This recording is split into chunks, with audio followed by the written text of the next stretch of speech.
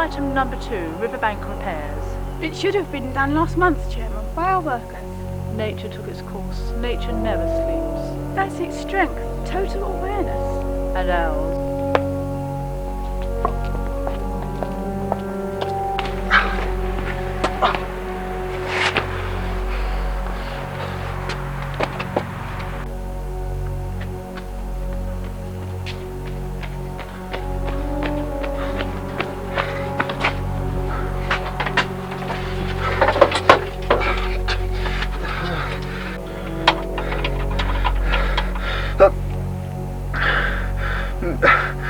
Mrs.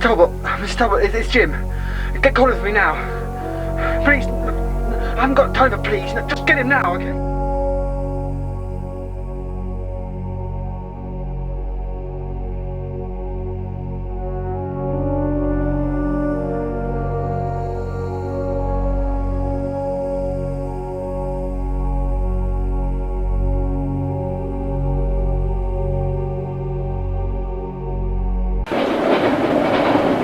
Dear Colin, I was so sorry to hear about your redundancy. It can often be a fresh start. You know, I could never have started my career if it had not been. I've just remembered. In next week's auction listings, there's something which may interest you, knowing your seafaring background. Something which has brought you a scare in the past.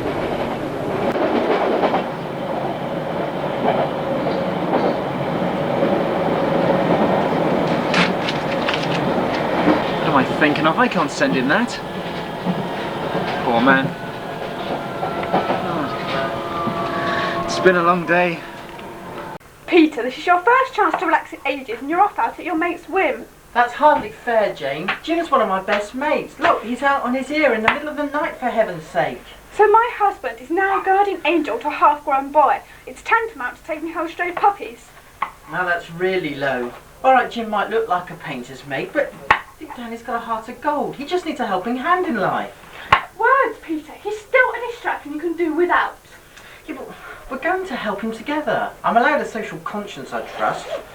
Or perhaps it was his bad luck for getting involved with your lot in the first place. Look, I'm going now, Jane, before you start to preach.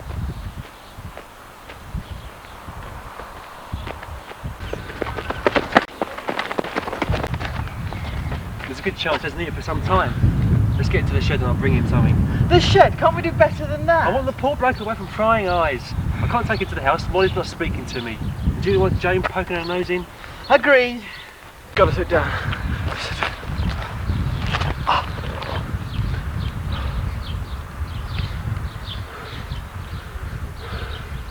See my house from here, you know. You can't stay here. You don't want to be picked up for vagrancy on top of everything else.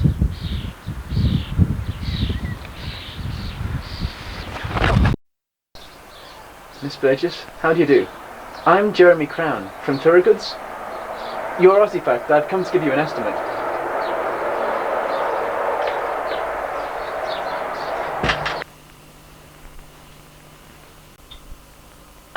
A cup of tea would do just fine. Oh, how unfortunate. I never have the stuff. All that time of preparation is such a waste of time, Mr. Crown. Of course. The discipline of the independent lady, Miss Burgess. A port would be fine. Thank you.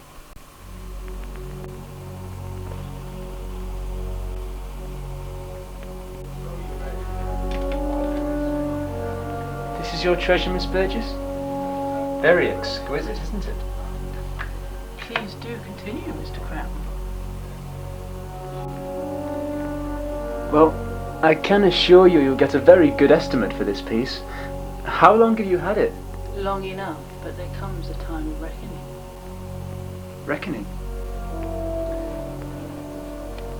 How very modern of you, Mr. Crown, to call on Sunday. I take it you're not a believer. A real working man never ceases. And what is superstition? Are you superstitious, or your family?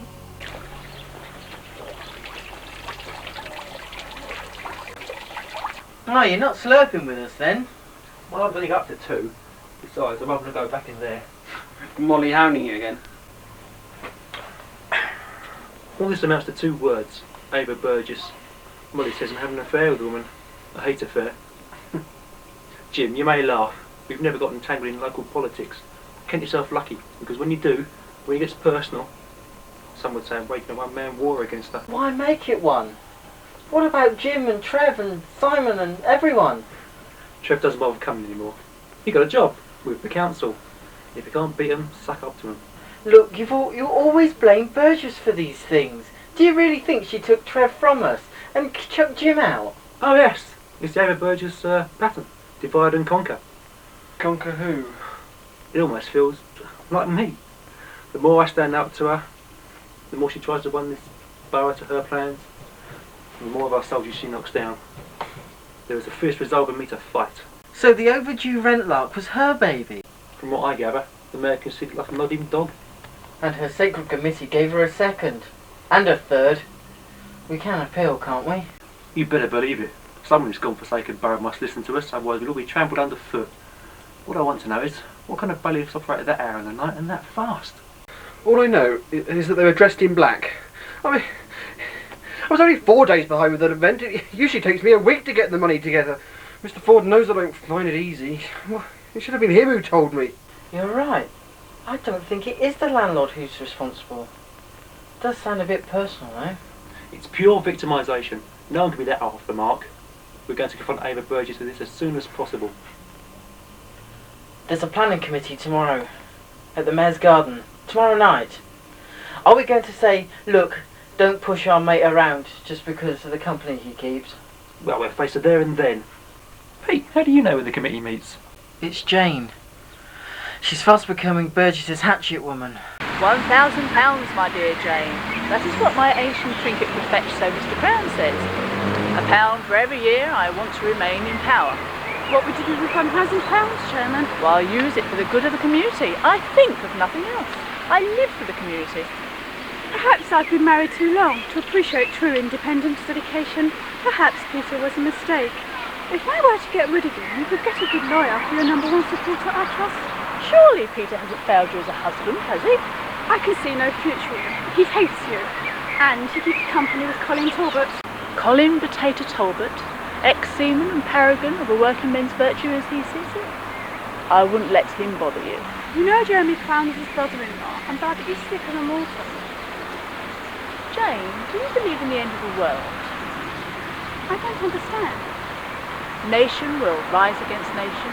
Brother or brother-in-law will play brother to death. And children will turn on their parents. Yes. I always believed it to be more personal than that. Every man has his own end of the world.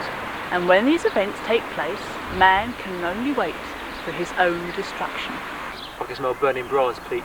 Your missus has got it bad. I can see that. Look, aren't you sure a private investigator wouldn't be better for this sort of thing? No. We can fight our own battles and Jim's. Look, there is a way to the Mayor's Garden. Follow me. And there you have it. All duties in one book, dealt with precision. The planning committee's objectives are aiming high and hitting their target. Any dissenters, questions, alternatives? Mr. Wilkins, you're previously on record as having disagreed over Miss Burgess's proposals for cuts in the park maintenance workforce. Mr. Wilkins, do you wish to retain that decision? Mr. Wilkins, Councillor Burgess is waiting for an answer. Remembering, of course, she is, in less than a year's time, to be your mayor. Agreed. Unemployment is here to stay. We aren't the first to bring it about. We won't be the last. You appear to have a like-minded company for your ascendance, Miss Burgess.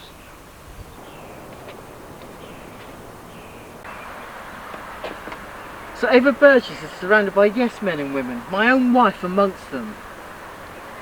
Not going in now, are we? No. We've thrown out as gate crashers, passed off with 2 of them. I must be able to eyeball with our self-styled frigid goddess. Come on. Oh, now, the subjects of winter maintenance staff cutbacks. Now that the summer's nearly here, the staff will be reinstated, I trust.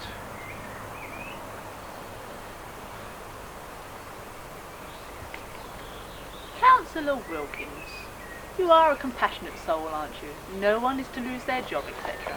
Mrs. Henstridge and I are planning a review to give work to those who would graciously accept it, however menial. But first, they have to earn it.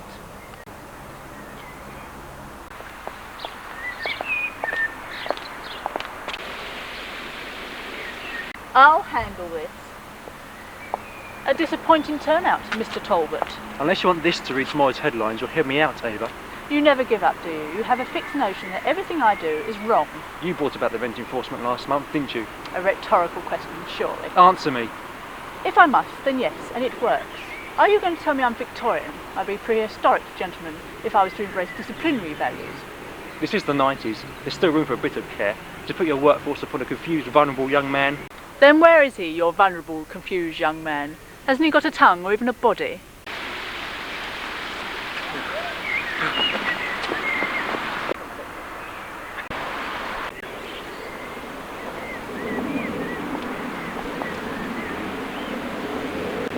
That lady is a threat and a challenge. Your missus. She was the other one. Look, I've done everything I can to help you, but that's not funny. Your wife, Jane, in the photo. She was with your councilwoman. They both threw me out. But that must be fantasy. I mean, she's Jane. She's my wife, for crying out loud. Don't be so bloody ridiculous.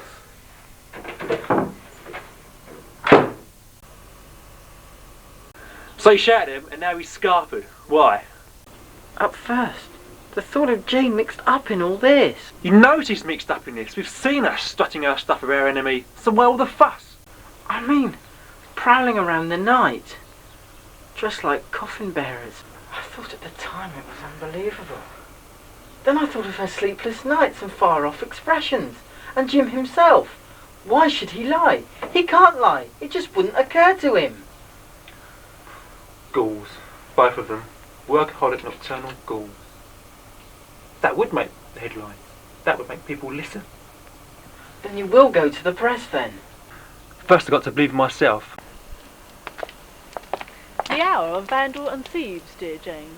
And here we are, to strangle this cancerous society at its roots. That was Jane. But the words were Ava's. Poetic. Political. Political then. Political nonsense. I'd say it makes perfect sense. It's the old Burgess charisma, like domineering religious leaders. How did she do it? It's more than just personality. It's got to be more than that. A house of peaceful, lawful cooperation. Mr. Ford, I advise you to fill your vacancy at once. It has to be more than that. Good morning, Chairman. Never felt better, nor have I worked better. Peter? Well, I have to tell you, he was out last night, but not on duty. He digressed a little in our direction, security of a different kind than he's used to. I think Mr. Talbot may pay you a visit. Be kind to him, won't you? Give him a garden fork to rest on while he's talking. It's all he was fit to do. Rest on it, dreaming of the sea. Don't start him on the sea, whatever you do. Been sleeping, have we, Miss Burgess? If that means now come in, then you may. And why, Mr. Talbot, would I be sleeping at this time of day? Certain nighttime escapades with Pete's wife. I think you know what I mean. Your working methods are a little unorthodox, counsellor. Pete checked the contents of a bag taken by his wife on a jaunt with you last night. As well as some tools and some really weird gear. What sort of criticism is that? I'm just interested in your methods. There was rather a lethal looking carving knife. Kitchen knife, if you please. Carving is such a common word. I knew you wouldn't be far away. You brought her to this, Burgess. She was a good, straightforward, strongly moral person not so long ago. I take it this man is not an invited guest. No, you just hold Lady Muck's coat and cuffs for her while she talks to suburban snobs. While Peter risks his neck at night to earn you a living.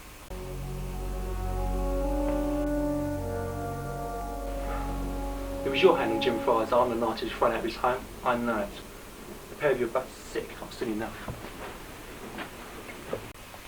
What do you think of my little trinket? Mr. Crown says at a rough estimate it's worth quite something. Crown? Jeremy Crown of Fogarts.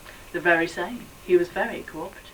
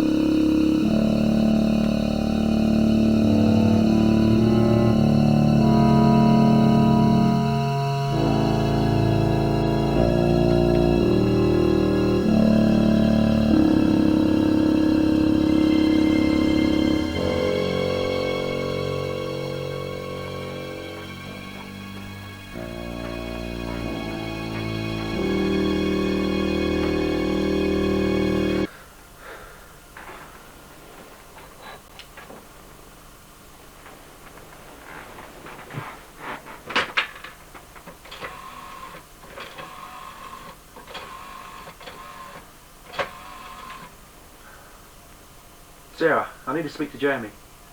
Sorry, I know it's late. No, Jeremy? It's about the auction you half mentioned the other day. Well, can we meet somewhere and talk it over? It's about one of your clients. Well, I know you've had time for my funny ideas, well, this will be the funniest yet. Fitzroy Square or 115. Okay, Jay, I'll see you there. I owe you one.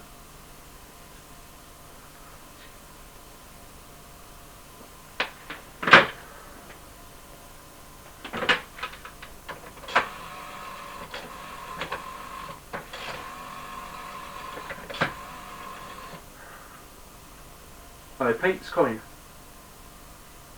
Yes, I had a feeling Jamie would be missing.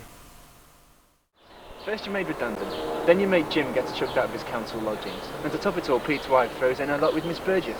So where do I fit in? Did you or did you not visit her? She says you did. I can tell no lie, I did. But your mortal enemy or not, to me she was simply a client making a sale. He has a point, Cole. This is relevant. Enough has happened for me to know to watch my back. I want to know what she's up to. What's she selling? I've got a feeling you know already. Funnily enough, I almost wrote and told you about it. A small statuette about so big, shaped like an albatross.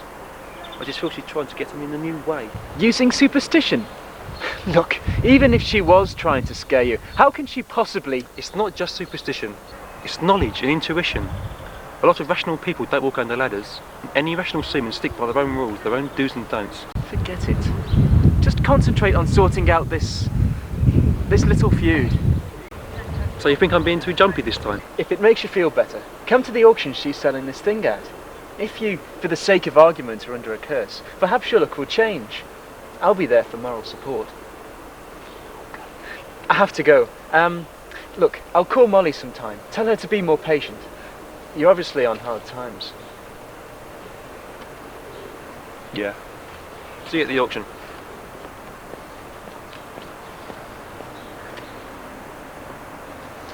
Well, that's something. At least she hasn't got him under her spell. But he doesn't believe me, and that really hurts. And Yeah. you? Are you with me? I'm with you. I believe anything at the moment. After what's happened to Jane, if I'd accepted that earlier, Jim would be here to help.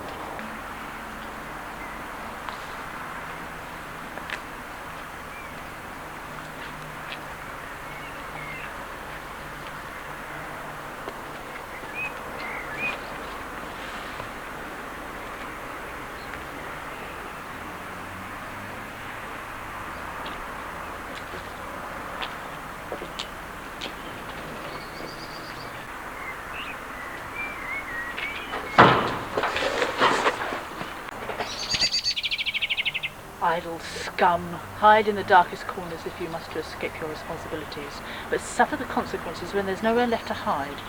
May I aid you in any course of action, Chairman? Go ahead, my dear.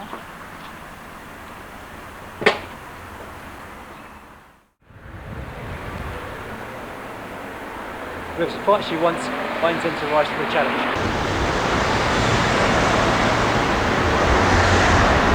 But do you think she'll know we'll be It's remarkably possible. Perhaps they didn't expect us to go this far. But what I want to know is what happened when we spoke against the grass. But which curses in this day and age? And from a hard-nosed politician. Think of it, it's the ultimate inconspicuous way to settle arguments. And I on enough for giving dear old lady muffin up her mouth over the last 5 years. Why give her the advantage? That, my mate, is what we're here to find out. There's your Jeremy.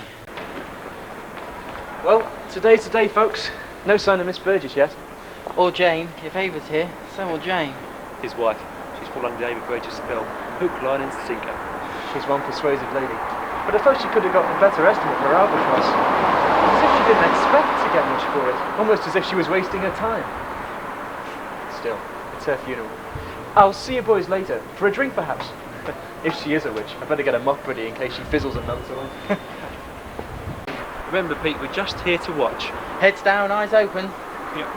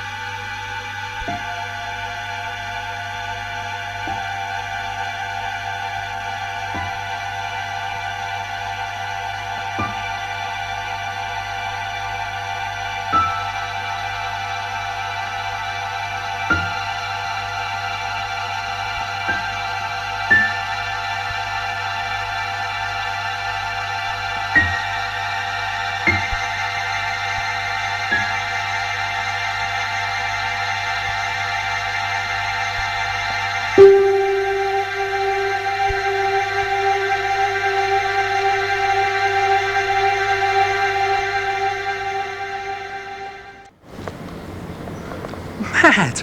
He must have been absolutely mad. He gave it to me, no bidding or anything. My own brother-in-law. We've got to get away from here quickly.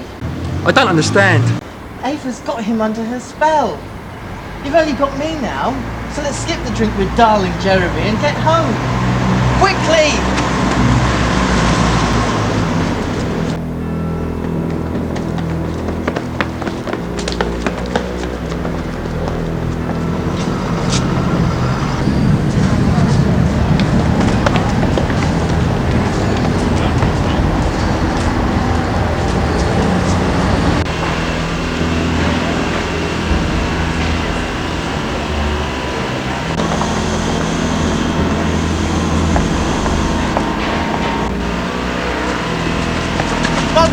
I'm running for my wife. Surely we can talk to them. We were meant to come here, meant to get this through. It could be for no good reason. But she can still listen, though. This way, here's your phone.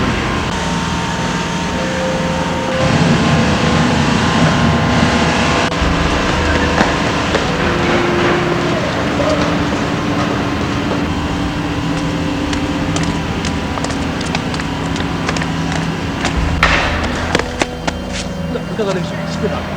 We'll make my shit. Yeah, okay. Take care. See you later.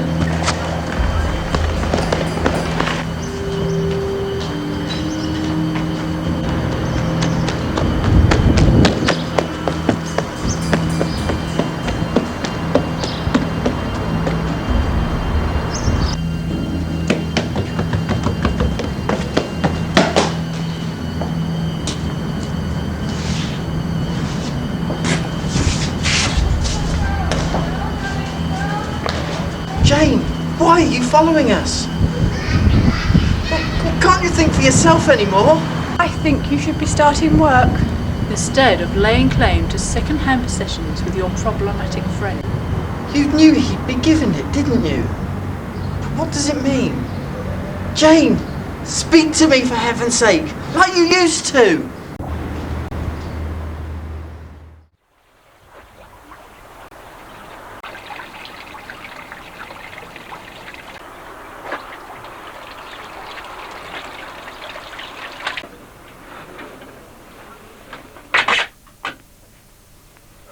Oh, Molly, why didn't you give me a chance? Burgess, where are you, Pete? The albatross is one thing. Do I really believe in the pirate's black spot as well? Is that what you are, my friend? Pete, you took your time. Sanctuary? That's what Peter said you called this place. He told us. There's no such place.